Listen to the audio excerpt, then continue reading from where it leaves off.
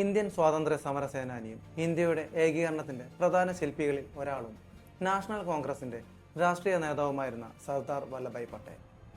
അദ്ദേഹത്തിന്റെ സ്മരണാർത്ഥം ഗുജറാത്തിലെ കെവാഡിയയ്ക്ക് സമീപം സ്ഥാപിച്ചിട്ടുള്ള സ്റ്റാച്യു ഓഫ് യൂണിറ്റി എന്ന ലോകത്തിലെ ഏറ്റവും ഉയരം കൂടിയ പ്രതിമയെക്കുറിച്ചാണ് ഇന്ന് നമ്മൾ സംസാരിക്കാൻ പോകുന്നത്. It's me your Vimal. We just talk.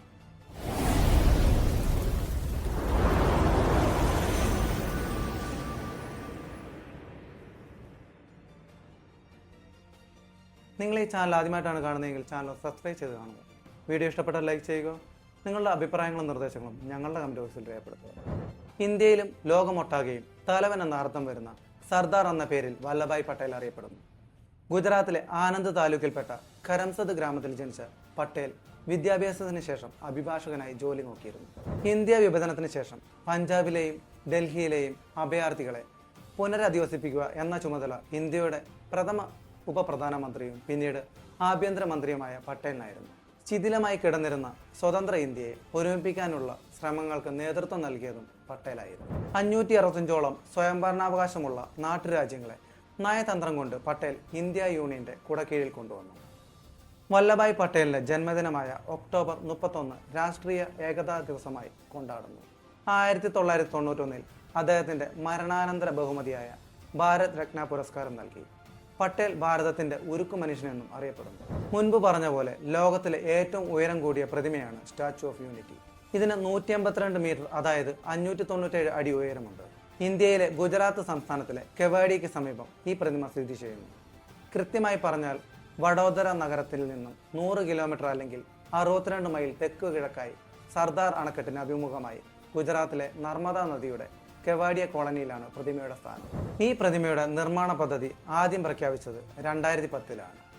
നിർമ്മാണം 2013 ഒക്ടോബറിൽ ഇന്ത്യൻ കമ്പനിയായ ലാൻഡ്സ് ആൻഡ് ട്യൂബ്രോ ആരംഭിച്ചു. മൊത്തം നിർമ്മാണ ചെലവ് 27 ബില്യനാണ്. ഇത് രൂപകൽപ്പന ചെയ്തത് ഇന്ത്യൻ ശില്പിയായ റാംവി സുതാർ ആണ്. പട്ടേലിന്റെ 143-ാം ജന്മവാർഷികമായ 2018 ഒക്ടോബർ 31 ഇന്ത്യൻ പ്രധാനമന്ത്രി നരേന്ദ്രമോദി പ്രതിമ അദ്ദേഹത്തിനായി സമർപ്പിച്ചു. ചരിത്രം: 2013 ഒക്ടോബർ 7 ഗുജറാത്ത് മുഖ്യമന്ത്രിയായി തന്റെ 10ാം വർഷം തുടക്കം കുറിക്കുന്നതിന്റെ മുന്നോടിയായാണ് മോദി ഈ പദ്ധതി പ്രഖ്യാപിച്ചത്.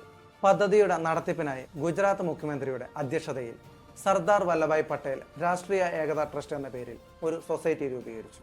കർഷകരോട് ഉപയോഗശൂന്യമായ കാർഷിക ഉപകരണങ്ങൾ സംഭാവന ചെയ്യാൻ ആവശ്യപ്പെടുകയും അതിലൂടെ പ്രതിമയ്ക്ക് ആവശ്യമായ ഇരുമ്പ് ശേഖരിക്കുന്നതിനായി 2013 സ്റ്റാച്യു ഓഫ് യൂണിറ്റി മൂവ്മെന്റ് ആരംഭിക്കുകയും ചെയ്തു.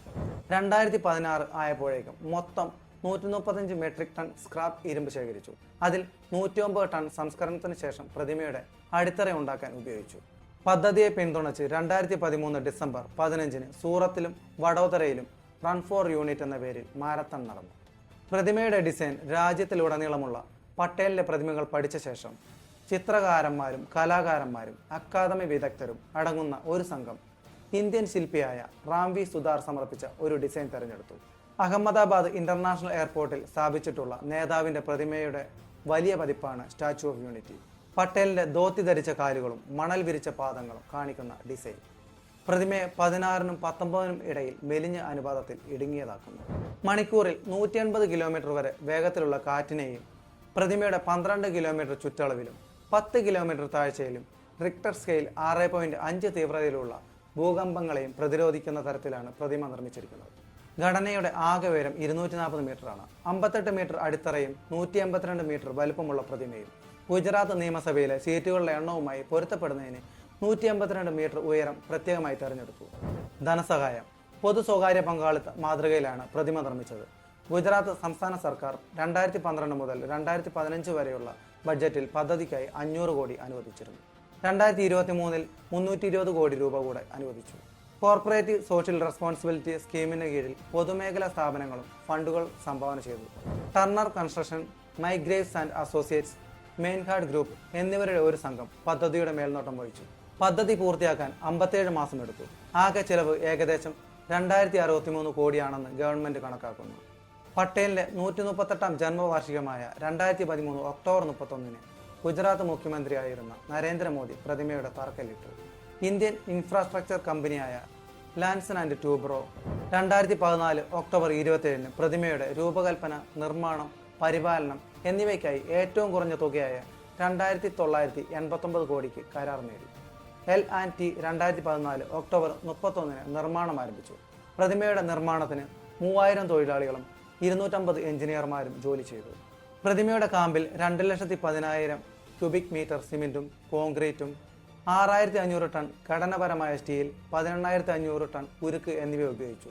565 മാക്രോ, 6000 മാക്രോ പാനലുകൾ അടങ്ങുന്ന 1,700 ടൺ വെങ്കല പ്ലേറ്റുകളും 1,850 ടൺ വെങ്കല ക്ലാഡിങ്ങും ചേർന്നതാണ് പുറംഭാഗം.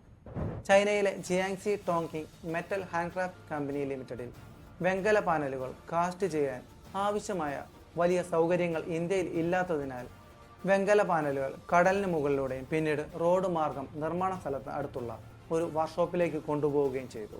പ്രതിമയ്ക്ക് ചുറ്റുമുള്ള ഭൂമി ടൂറിസം അടിസ്ഥാന സൗകര്യ വികസനത്തിനായി ഏറ്റെടുക്കുന്നത് തദ്വൈ ഗോത്രത്തിൽപ്പെട്ട പ്രാദേശിക ആദിവാസികൾ എതിർത്തിരുന്നു.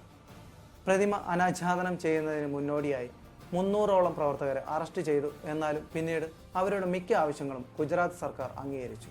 പ്രതിമയെ 5 സോണുകളിലായി തിരിച്ചിരിക്കുന്നു. അതിൽ 3 എണ്ണത്തിൽ മാത്രമേ പൊതുജനങ്ങൾക്ക് പ്രവേശനമുള്ളൂ. 1ാം സോണിലെ മ്യൂസിയം പട്ടേലിന്റെ ജീവിതവും സംഭാവനകളും പട്ടികപ്പെടുത്തുന്നു. തൊട്ടടുത്തുള്ള ഒരു ശ്രവ്യ ഗാലറി പട്ടേലിനെ കുറിച്ച് 15 മിനിറ്റ് ദൈർഘ്യമുള്ള അവതരണം നൽകുന്നു. കൂടാതെ സംസ്ഥാനത്തിന്റെ ഗോത്ര സംസ്കാരത്തെക്കുറിച്ചും വിവരിക്കുന്നു. പ്രതിമയുടെ കാലുകളിൽ 2 എലിവേറ്റർ വീതമുണ്ട്. ഓരോ ലിഫ്റ്റിലും ഒരേ സമയം 26 പേരെ കയറ്റാം. 30 സെക്കൻഡിൽ കൂടുതൽ സമയം കൊണ്ട് വ്യൂവിംഗ് ഗാലറിയിൽ എത്താം. 153 മീറ്റർ ഉയരത്തിലുള്ള ഗാലറിയിൽ 200 പേർക്ക് ഇരിക്കാനാകും. ടൂറിസം 2018 നവംബർ 1 പൊതുജനങ്ങൾക്കായി തുറന്നുകൊടുത്ത ആദ്യത്തെ 11 ദിവസങ്ങളിൽ 1,28,000-ൽ വിനോദസഞ്ചാരികൾ പ്രതിമ സന്ദർശിച്ചു. ഇത് ഷാങ്ഹായ് കോഓപ്പറേഷൻ ഓർഗനൈസേഷൻ SCOയുടെ 8 അത്ഭുതങ്ങളുടെ പട്ടികയിൽ ഉൾപ്പെടുത്തിയിട്ടുണ്ട്. ആദ്യ വർഷത്തിൽ പ്രതിമ 29 ലക്ഷം സന്ദർശകരെ ആകർഷിക്കുകയും ടിക്കറ്റ് വരുമാനത്തിൽ 82 കോടി രൂപ നേടുകയും ചെയ്തു. 2021 മാർച്ച് 15 ആയപ്പോൾ 5 ദശലക്ഷം സഞ്ചാരികൾ പ്രതിമ സന്ദർശിച്ചു. 2023 സന്ദർശകരുടെ എണ്ണം 50 ലക്ഷം ആണ്. ഒരുപാട് വിമർശനങ്ങൾക്ക് കാരണമായെങ്കിലും സ്റ്റാച്യു ഓഫ് യൂണിറ്റി ഇന്നും ഇന്ത്യയുടെ അഭിമാനം തന്നെയാണ്. ഇന്ത്യയുടെ പ്രൗഢി ഉയർത്താൻ ഈ പ്രതിമ ഒരു വലിയ പങ്ക് വഹിക്കുന്നുണ്ട്. ഏതിലും തെറ്റ് കാണുന്നവർക്ക് ഇതൊരു അധിക ചെലവായിരിക്കാം. പക്ഷേ ഈ പ്രതിമ ഇന്ത്യയുടെ എക്കാലത്തെയും വലിയ നേട്ടങ്ങളിൽ ഒന്നാണ്. ബാഹുബലി സിനിമയിൽ യുദ്ധസമയത്ത് ആദ്യം വെറും ഒരു കല്ല് തൊടുത്തു വിട്ടപ്പോൾ ആർത്ത് അട്ടഹസിച്ചവരെ അടുത്ത നിമിഷം അമ്പരപ്പിച്ചതുപോലെ ഈ പ്രതിമയും ഭാവിയിൽ ലോകത്തെ അമ്പരപ്പിച്ചേക്കാം. അപ്പോൾ ഇന്നത്തെ വീഡിയോ സ്റ്റാച്യു ഓഫ് യൂണിറ്റിയെ കുറിച്ചായിരുന്നു. വീഡിയോ നിങ്ങൾക്ക് ഇഷ്ടപ്പെട്ടെന്ന് വിശ്വസിക്കുന്നു. ഇതുപോലെ ഇൻട്രസ്റ്റിംഗ് ആയി മറ്റൊരു ടോപ്പിക്കുമായി വീണ്ടും കാണാം. അതുവരേക്കും it's me your Vimal signing off.